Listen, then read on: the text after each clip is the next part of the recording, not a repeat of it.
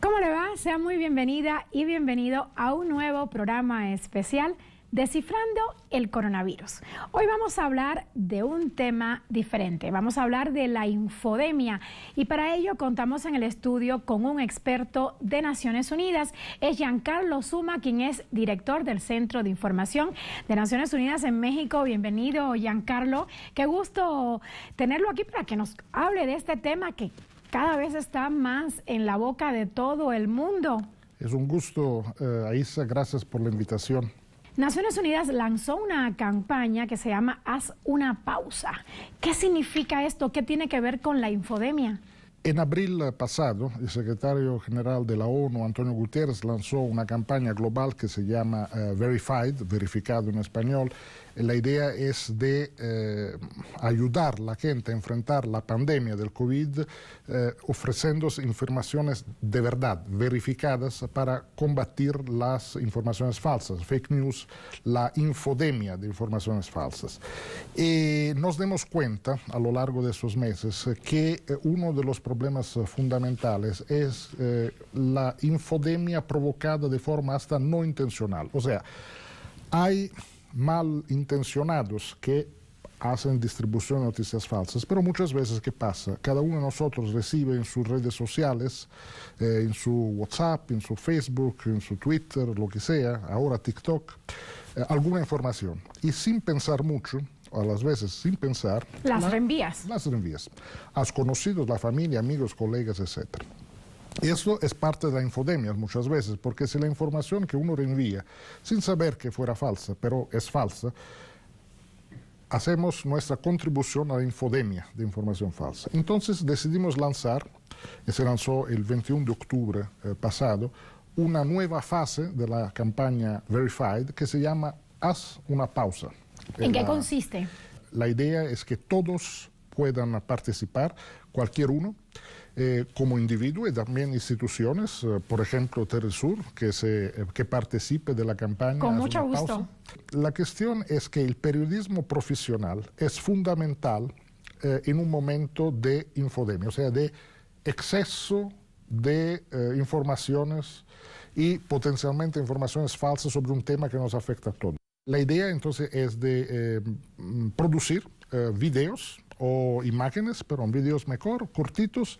La gente se filma y dice 5 segundos, por ejemplo, de silencio, después un mensaje muy corto, muy eficaz, diciendo haz una pausa antes de compartir informaciones sobre el COVID. Ahora, justamente sobre eso, ¿qué tipos de información falsa circulan en medios y en redes sociales? Pónganos ejemplos, por favor. Hemos visto varios tipos de informaciones falsas. Algunas son informaciones falsas, pero digamos bien intencionadas. Alguien que dice, bueno, en mi pueblo dijeron que si me como ajo no me atrapo el COVID. Eso es información falsa, pero que no tiene, digamos, un impacto negativo tan elevado. Afuera probablemente el hálito de las personas. Pero decirle a la gente que tome cloro para evitar enfermarse grave o evitar el coronavirus, eso es muy grave, ¿no? Eso es muy grave porque de hecho, ahí sí es grave porque es algo que si uno toma puede empeorar su salud, puede enfermarse, puede hasta, digamos, agravar su situación de salud. Hay otras cuestiones que son aún más graves y serias. ¿Cómo cuáles? Por ejemplo, todos lo que dicen que no hay que usar cubrebocas, que usar cubreboca es estúpido o es para tontos, o que el COVID no existe, ya escuchamos esto, o que todo un complot de los gobiernos para controlar a la gente, o hasta jefes, líderes de países, jefes de gobierno que dicen, no, la epidemia o la pandemia ya terminó. Eso, por ejemplo, son las cosas que hemos escuchado en los últimos meses, son todas informaciones falsas, muy peligrosas. Y hay una más. ¿Cuál es, Giancarlo? Existe un movimiento contra las vacunas, entonces por tanto un movimiento contra la ciencia que se está poniendo fuerte en varios países. En Estados Unidos sobre todo.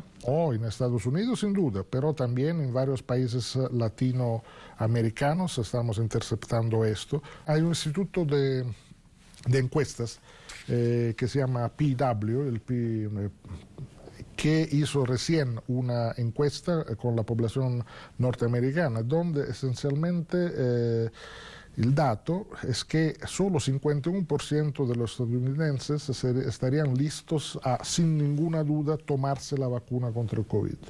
49% dicen no, ni pensar, o tal vez no. Eso explica por qué en los debates presidenciales siempre le preguntan a los candidatos, ¿y usted se pondría la vacuna?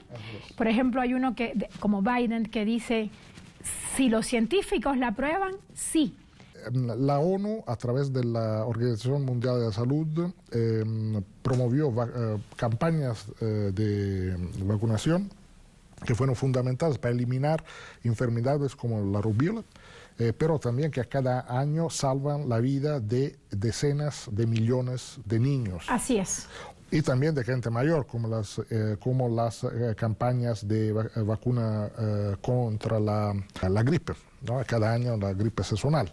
Entonces, pero desde hace algunos años, ambientes de la extrema derecha global, en Estados Unidos, pero en el mundo entero, empezaron una campaña contra la ciencia exactamente, diciendo que las vacunas no sirven o hacen daños.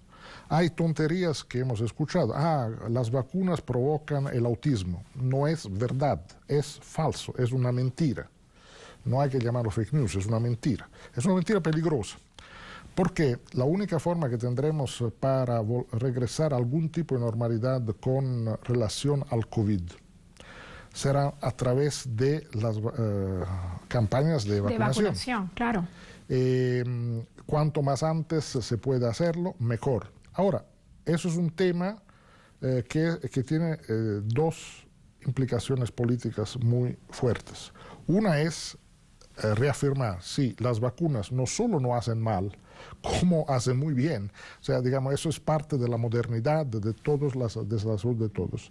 En el caso de la vacuna del COVID, a la fecha hay cerca de 30 vacunas que están siendo estudiadas y con grados diferentes de experimentación. Ninguna, hasta el día de hoy, ninguna vacuna está lista para ser distribuida.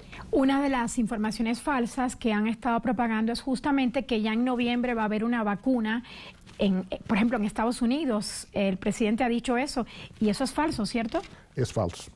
El presidente de Estados Unidos, de hecho, prometió algo que no podía prometer, porque eso no es una decisión política de tener la vacuna lista. Cuando los científicos terminarán su trabajo con los tiempos necesarios, la vacuna estará lista y allá empezará otra cuestión, que será la producción en masa y la distribución.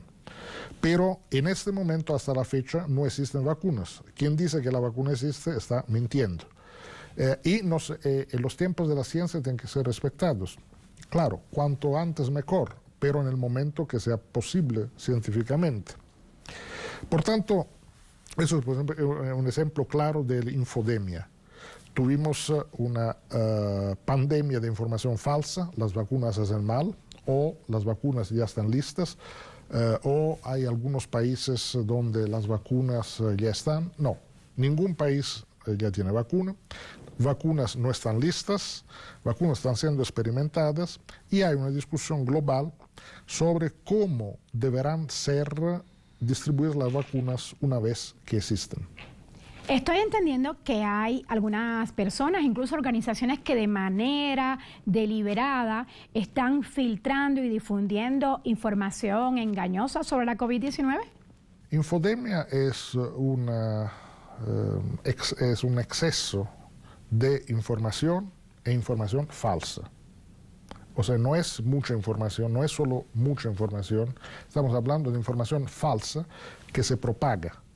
Entonces hay los malintencionados que dicen, no, esos son los chinos que han provocado en un laboratorio para, no sé, ¿para cuál razón? No, no es esto. Si una culpa hay, es la de la agresión contra el medio ambiente, que provocó, por varias razones, digamos, el COVID. Hay algo muy importante que acaba de mencionar, todo el daño que nosotros los humanos le hemos hecho al medio ambiente. Esto podemos decir que sí es una verdad, que esto ha desencadenado la COVID, ¿cierto?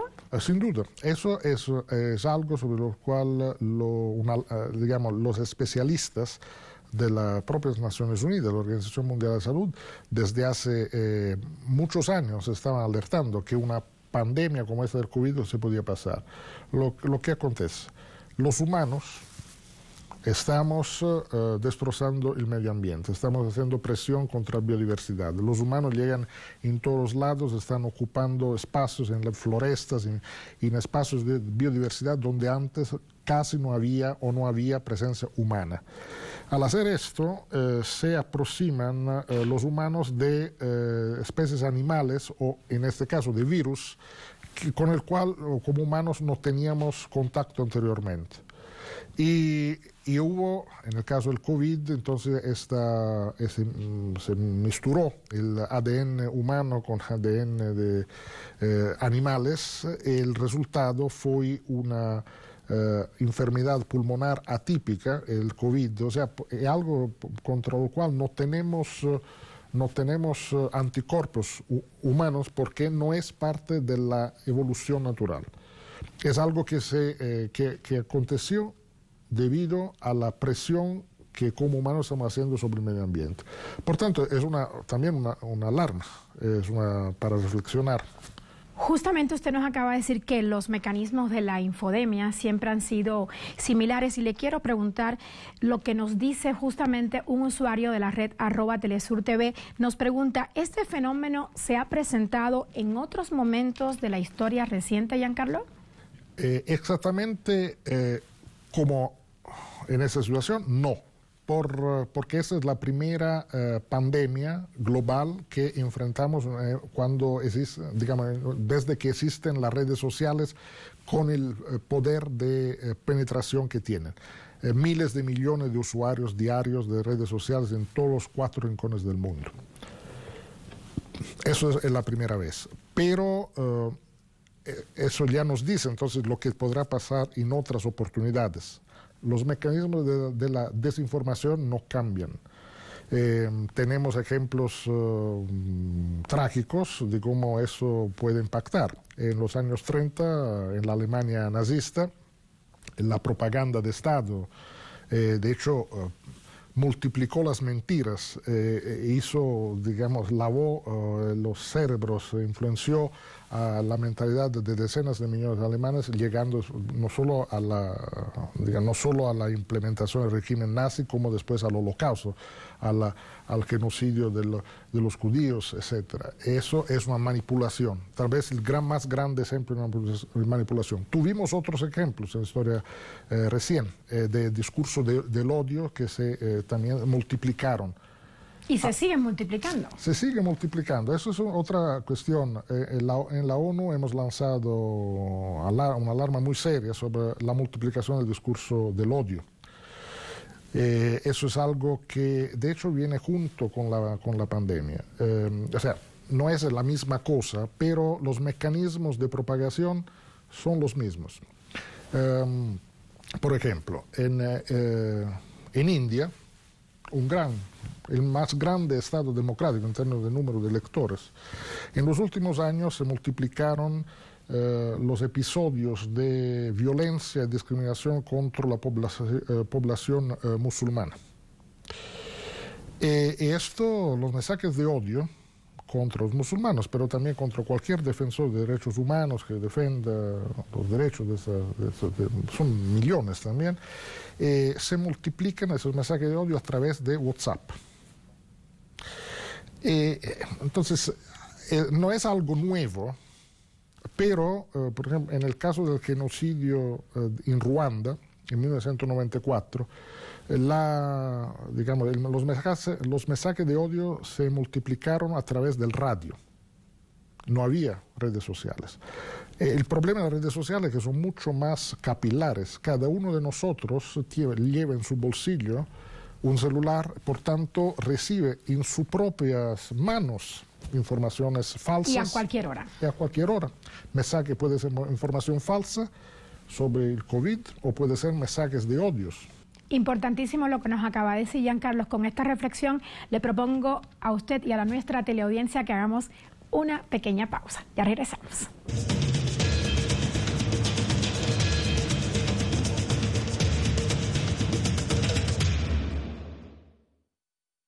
Regresamos. Nuestro invitado hoy es Giancarlo Zuma, quien es periodista, experto en temas de comunicación y director del Centro de Información de Naciones Unidas aquí en México.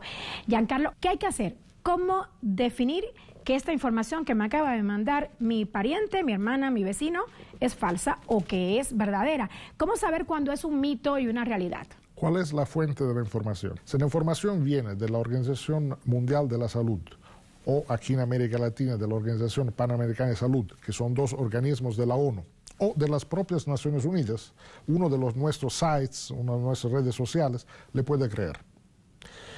¿Y los gobiernos? ¿Podemos creer en los gobiernos? De forma general, los ministerios de salud de los gobiernos dicen las cosas como están y no conozco a ningún, digamos, ministerio de salud que no tenga dicho las cosas correctas. Cubrebocas, lavarse las manos, sana distancia, evitar aglomeraciones. Hay, desafortunadamente también, eso lo hemos visto por meses, algunos líderes políticos o jefes de gobiernos, presidentes, que han minimizado la pandemia, han rechazado el uso de cubrebocas o han incentivado el uso de cloroquina, medicamentos no testados, o han prometido vacunas. Antes de tiempo. Antes de tiempo. Entonces, desafortunadamente, esto no ayuda. Porque, digamos, la gente normalmente en situaciones de crisis mira a sus líderes pidiendo una orientación, un ejemplo, y cuando el ejemplo no viene, o viene al contrario un malo ejemplo, eso es muy grave. Pero, digamos, si alguien lee algo sorprendente, hasta yo diría una cosa ahí también, un poco de sentido común. Eso está muy bien. Si alguien te dice, aquí me estoy tomando un té que me ofrecieron en Telesur muy rico, si alguien pero me viene a decir que con este té yo me voy a inmunizar contra el COVID, o se va a curar si se enferma, pues, bueno, ¿cómo creerlo, no? ¿Cómo creerlo? Me lo dijo mi primo, no es buena fuente. Lo dijo la Organización Mundial de la Salud, es fuente que se puede creer. Porque tiene a los mejores científicos del mundo. Porque la Organización Mundial de la Salud, que es un organismo de la ONU, reúne, de hecho, los mejores especialistas, los médicos, los científicos, los más importantes del mundo, y toda vez que hay una emergencia, como en el caso del COVID, no son solo los científicos que ya trabajan, digamos, en tiempo integral en la Organización Mundial de la Salud, sino que se crean grupos de tarea con los científicos especialistas de los más importantes del mundo. Y también es la misma organización que reúne las informaciones que llegan de todas las universidades, los centros de investigación más importantes del mundo, donde se hace la investigación que va a llevarnos a la vacuna. Si lo dice la Organización Mundial de la Salud, le crean. Esta pandemia la estamos viviendo en tiempo real y esto también facilita el terreno a la infodemia. Pero ¿qué daño puede generar la infodemia a nivel colectivo y también en lo personal? La infodemia tiene un impacto directo. Si la gente no escucha a los especialistas que dicen las cosas ciertas, si no respetan la distancia, si no usan cubrebocas, no se lavan las manos, etc., la posibilidad de enfermarse es mucho más grande. Si uno se enferma, la posibilidad de enfermar a su núcleo familiar y eventualmente hasta la gente mayor de la familia, a los más vulnerables. A los más vulnerables, aumenta. Entonces, al descuidarse, podemos poner en riesgo ponemos en riesgo a la gente que es más cercana, más importante para cada uno de nosotros. Es una cuestión de responsabilidad individual, que es una responsabilidad con la familia, con el círculo más cercano, pero con la sociedad entera. Por tanto, es realmente una cuestión, una cuestión crucial la de combatir la infodemia, porque la infodemia lleva a comportamientos prácticos. Si los comportamientos prácticos son equivocados, esto es algo que mata o puede matar. Y de alguna forma nos ajena, nos va a retrasar el tiempo necesario para que se pueda regresar a algún tipo de normalidad como estábamos acostumbrados antes. ¿Cuál es la responsabilidad de los medios de comunicación en esta etapa y ante esta emergencia, que es algo que nos tomó por sorpresa y que es muy amenazante? Los medios de comunicación es como todo, hay los buenos y hay los malos. Hablo de medios de comunicación profesional. Yo agradezco mucho la invitación que Telesur me hizo para poder hablar aquí de la campaña Haz una pausa. Y Telesur viene, por ejemplo, haciendo un trabajo, hemos seguido entrevistando especialistas, digamos, para ayudar a la gente a entender de qué se trata, por tanto, de fornecer buena información que salva vidas y ayuda a resolver los problemas, no información que empeora la situación.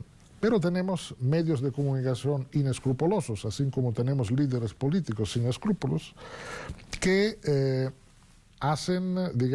amplifican mensajes que deberían saber que son falsos. A veces por amarillismo, por llevarse el mayor rating o estar en primera línea en Internet de búsqueda. Más clic en redes sociales, más compartido.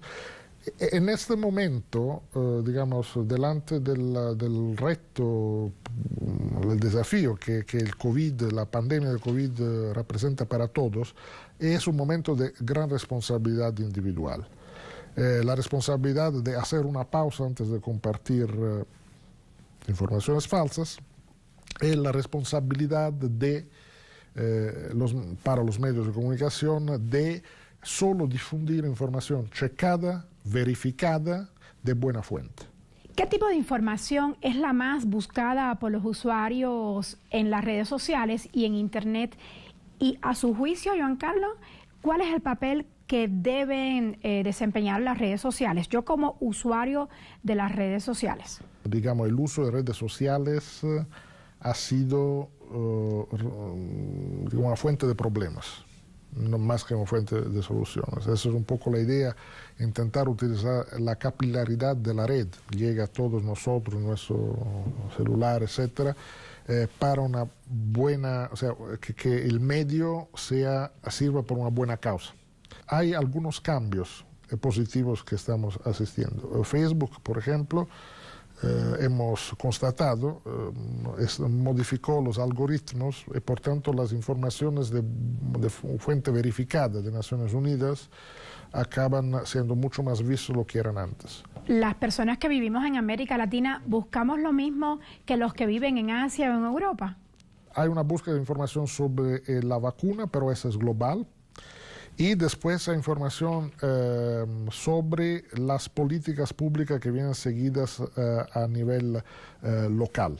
Porque nosotros, de forma general, como Naciones Unidas, manejamos las cifras globales, por ejemplo, cuántos casos en todo el mundo se han verificado hasta ahora, cuántos decesos, cuántos muertos se han verificado, por ejemplo, ayer, ¿no? El número total.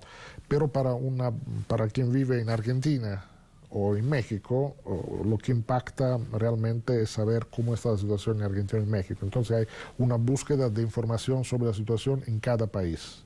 Hablando del papel de los medios de comunicación, Giancarlo, ¿qué pasa cuando un medio de comunicación dice México lleva, por ejemplo, 86,000 muertos? Pero no dice en qué periodo, no sabemos si hoy, ayer, en un mes, en 3 meses. ¿Qué se sugiere en este sentido a los medios de comunicación y también a los periodistas que manejamos redes sociales? ¿Precisión? Precisión y conocimiento.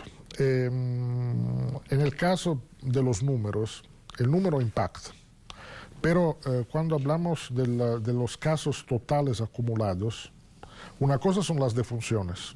Eso son gente que, bueno, falleció, por tanto es una tragedia. Estamos hablando más de 1 millón de fallecidos en el mundo, en total, y en América Latina los números siguen creciendo. Desafortunadamente, aquí tenemos en las Américas del Norte y América Latina, tenemos las cifras más elevadas de contagios y también de funciones. Ahora, el problema es que la suma de los casos aclarados no nos dice mucho, porque esos son casos del inicio de la pandemia, por tanto estamos hablando desde fin de enero hasta la fecha. Aquí en México los primeros casos fueron a final de febrero. 28 de febrero. Así es. Entonces, de 28 de febrero hasta la fecha, entonces tuvimos cientos de miles de casos, pero esos cientos de miles de casos no son todos casos activos. Lo que importa son el número de casos activos hoy, porque son los que van a contagiar más gente. Los que tuvieron el virus 3 meses atrás están de forma general curados. Algunos desafortunadamente murieron. Giancarlo, ¿cuáles son los errores más comunes que ustedes, como expertos de Naciones Unidas en información, han visto en los medios? Hay dos cuestiones. Una, no manejar las cifras con exactitud. No nos dice mucho la cantidad de casos acumulados, sino lo que importa son la cantidad de casos activos, porque eso nos dice cuánta posibilidad de aumentar la propagación de la pandemia hay. Entonces eso es una cuestión. La otra cuestión es que debería haber en los medios de comunicación periodistas especializados para entender cuestiones científicas, para no escribir, la vacuna está lista, ¿quién lo dijo? O sea, ¿dónde salió esta información? Un site improbable en algún lado, lo hemos visto. Eso es mala información, hay que checar. Hay una presión, como antiguo periodista que soy, pero yo era de la época donde no había internet cuando hacía periodismo, había más tiempo para hacer su trabajo, consultar las fuentes. Verificar las fuentes. Hoy es todo mucho más inmediato, hay una presión tremenda para hacer, para llegar primero con la noticia. Llegar primero, poner las cuestiones en la tela o anunciar en la televisión. Entonces a los periodistas también se le digo, y a los mandos en organizaciones periodísticas, haz una pausa. Cada periodista digo, haz una pausa, piensa, reflecta, estudia. Hay una presión, lo sé, estuve allá, pero hay que hacer la pausa necesaria para verificar las informaciones. Y yo también me uno a esta campaña de Naciones Unidas con la etiqueta Haz una pausa antes de enviar cualquier información a nuestros contactos en WhatsApp o en las redes sociales. Con esto nos despedimos, nos vemos en 7 días aquí en este programa especial Descifrando el Coronavirus. Hasta la próxima.